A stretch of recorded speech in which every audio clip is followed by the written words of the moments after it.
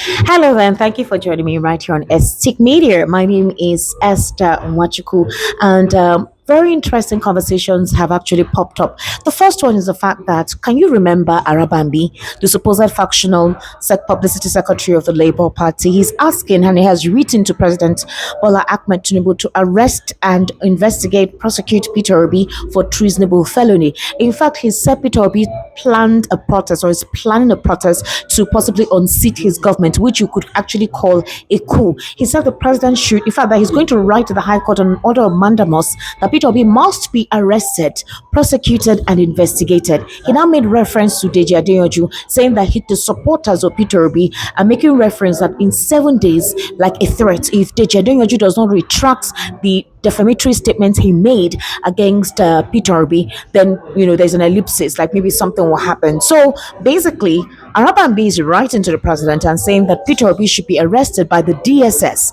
And I'm wondering, when did they get to this point?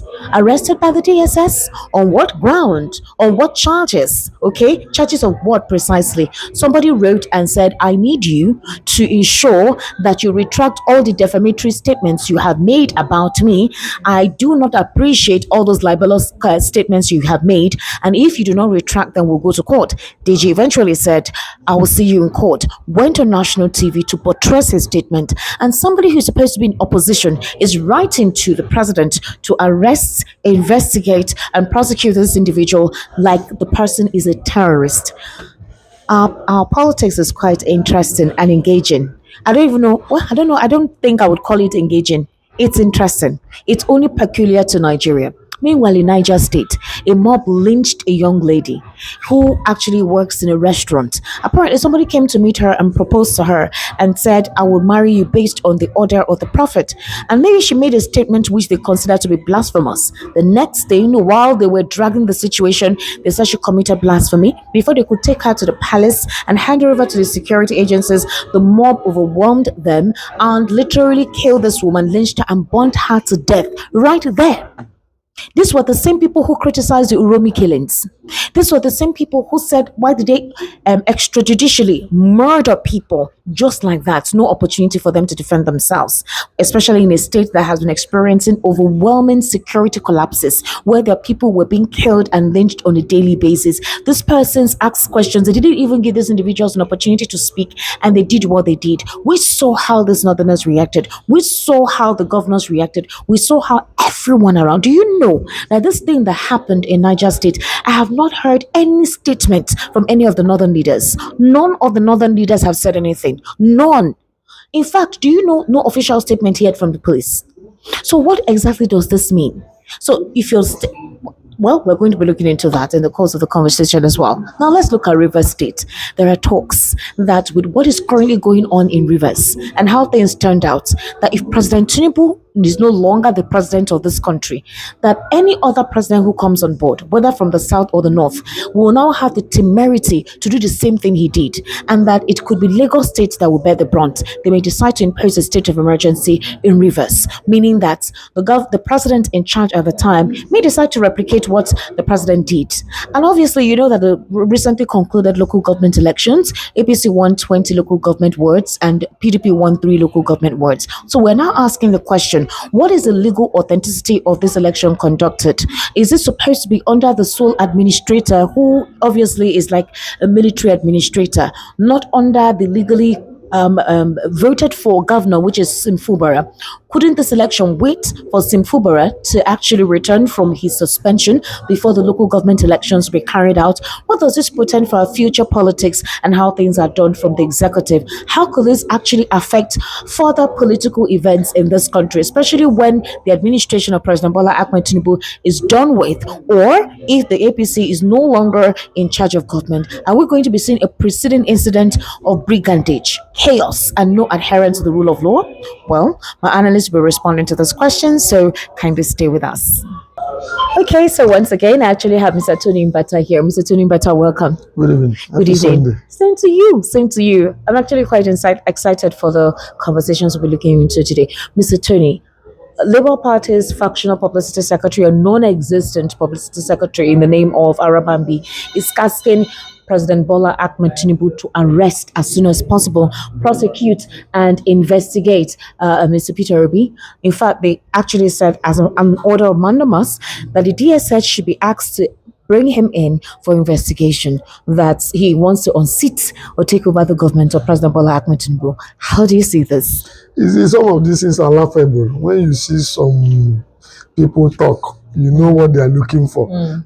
Some of them are looking for traffic, so that Google will pay them, or they want recognition so that people will read their post. So it's not something that we're going to, act, think about it or discuss about it. It's right in order to generate traffic so that people will read. It's nobody. You already said it all. Because they know that the administration of the day literally tolerates every form of criticism, manhandling, name staining, mudslinging, or whatever. Because this is not the first time they're making such allegations against Peter Obi, making inciting statements and making reference to the fact that Peter Obi is not in charge of his supporters. They refer to his supporters as mobs who are headless, that he concedes to anything they dictate to him, and that he allows most of this criticism, that he has never for once called them to order when they descend in such a manner. There are talks about the method with which they criticize their opponents, especially in defense to Peter Obi. When you are pointing one finger to somebody, three is pointing at you. Okay, let us look at Nyesom Wike that is working for the president and look at what is happening. Let us use Wike to, have a comparative analysis of what they are saying. Her president called Wike to order what is happening in River State today, and all that things that are happening between the president and other people. So most of these people are talking because somebody said talk is free. So is their talk is cheap. Talk is cheap. So is their constitutional right for them to talk because it's free and cheap. But do you see the possibility of that happening? No, it can't happen. It can't happen. The president, they don't have such a power. What are they going to use? All right. Let's look at what happened in Niger State. The lynching and burning of this young woman based on the mob's allegation that she blasphemed Prophet Muhammad. And a couple of people are defending the action by saying, well, when you go to the north, you have to behave like them. You don't act like you're speaking to human beings. They're bloodthirsty, they're barbaric. I don't want to believe that because I schooled in the north, although maybe where I schooled was a Christian path. Do you think that attitude is religious or is just basically primitive and barbaric? Because the Islam I have heard about, that I witnessed while I was in school, don't preach barbarism, don't preach terrorism, don't preach chaos, don't preach pandemonium. They basically preach unity and peace. So what is that attribute? What is that aspect? What is that bloodthirsty attitude that whenever something like this happens, did you see the mob? Young boys, very young boys, and they were hailing, and it was like they needed something to satiate, and left for them, they could actually want more to happen. Esther, I have said this time with a number that what we are facing in this country is leadership problem. We don't have leaders. We say we have one constitution, and the constitution is supreme. Every other laws that are against the constitution is supposed to be supreme. But is it happening in the north? No. Why? Because we don't have leaders that can stand and say we protect and we defend what the Constitution of the Federal Republic said because of their political inclination. And that boils down on what I keep saying, that are we one Nigeria?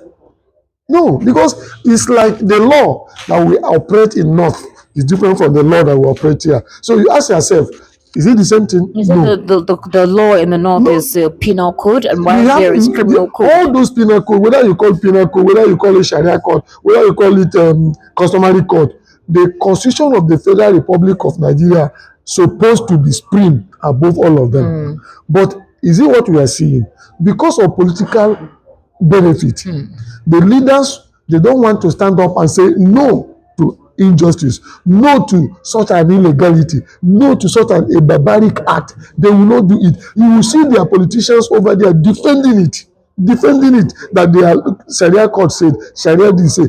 Is Sharia supreme to the Constitution? No. I have never heard them in that region. They will not mutilate any of these politicians who carry out heinous activities. They will not. I've never seen them cut off the hand, cut off the leg, cut off the head, or do any form of physical maiming on any of these leaders there who commits treasonable acts. They will not do So, it. does that penal code or does Sharia law or such a lynching only apply to those who are poor and defenseless? It's only for the poor masses that are suffering in this country.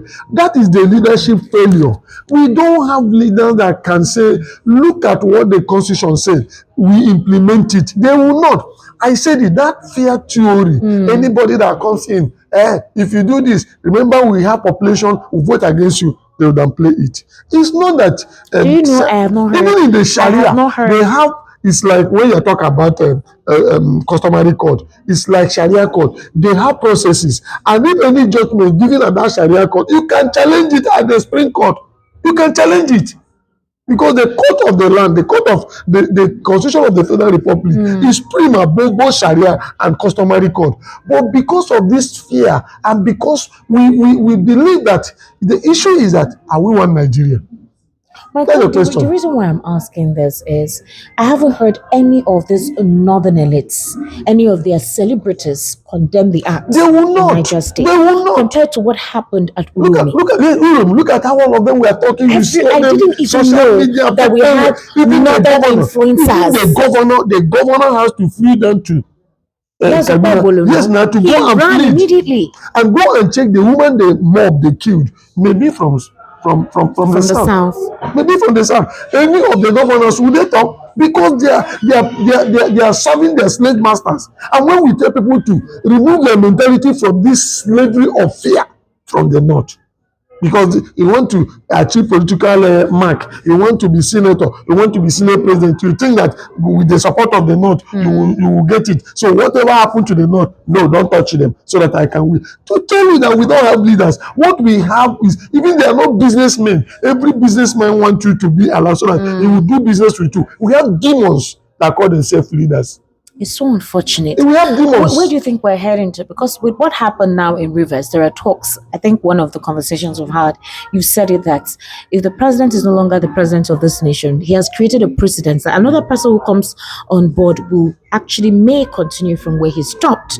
And you made some predictions. Go ahead with that. See, President Tinubu of the Federal Republic of Nigeria have caused problem to this country.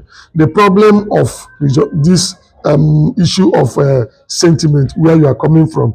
President Tinubu have created a bureaucracy for the government of the Nigeria. And President Tinubu have caused a constitutional problem that another person that is coming is going to declare state of emergency in Lagos. Mark my word. What do you think will happen for that person to declare a state of emergency in Lagos? What happened in Rivers State? Nothing, because Tinubu went to get hold of Rivers State. So they are looking for an avenue so that by the time 2027 election, Rivers State will give him. Now, another person that will come in, I pray it will be somebody that is a Muslim. I pray. And they want to capture Lagos State. Are you referring to now? No, another one, 2031 will be a core northern Muslim that want to declare Sharia state in Lagos State. That's what they're going to do. Listen. Don't say anything that tomorrow it will haunt you.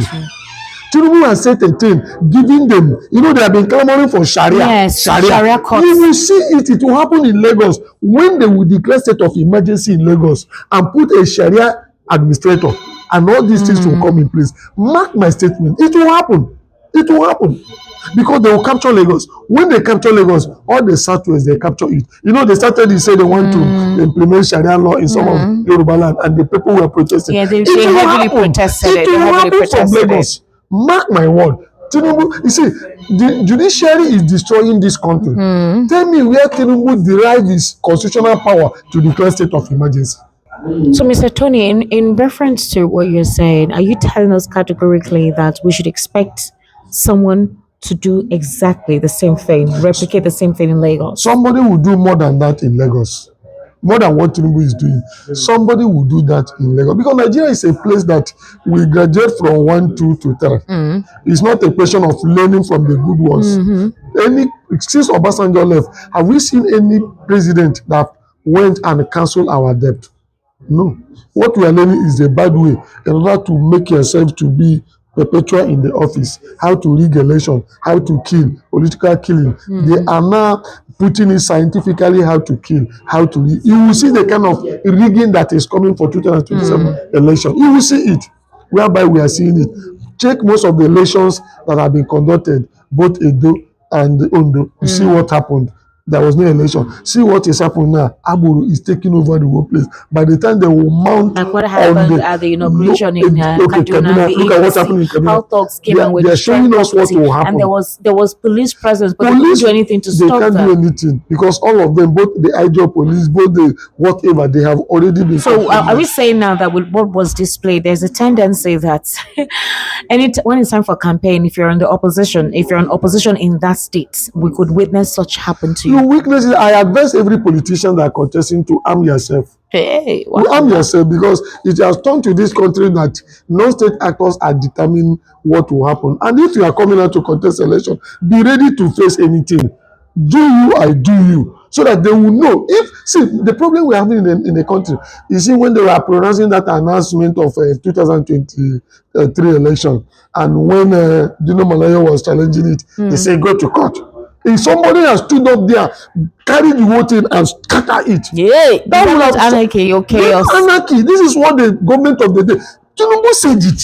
He said, grab it, kill, run away with You it. said I grab it. was You didn't expecting say kill. Grab it, snatch it, snatch it, run run away. with Okay, it. if Dino Maleye has grabbed that thing and snatched it, he could have served a very good thing because this is Tinubu philosophy. This is Tinubu theory, and that is how Tinubu go to the office. Car is not served a la carte. That is what it is for today in Nigeria. We are in a state of a huga muga, a state that anything can happen. They will ask you go to court. Court will not give you judgment. So for you to be a politician, you want to contest election, arm yourself, keep money for you, so that whatever comes out after that, then we know what will happen. All right, I would like to know your thoughts in the comment section, what you think on all that has been discussed today. This is Mr. Tony Impata. He had quite a lot to actually give us in terms of his insight into some of the issues of discourse. And I must tell you the truth that let's keep ourselves safe as best as possible. It is vital that wherever it is you are, that you're aware of what is happening within your environment and you stay safe. All right, have a beautiful day. Make sure you subscribe, like, and share. Bye for now.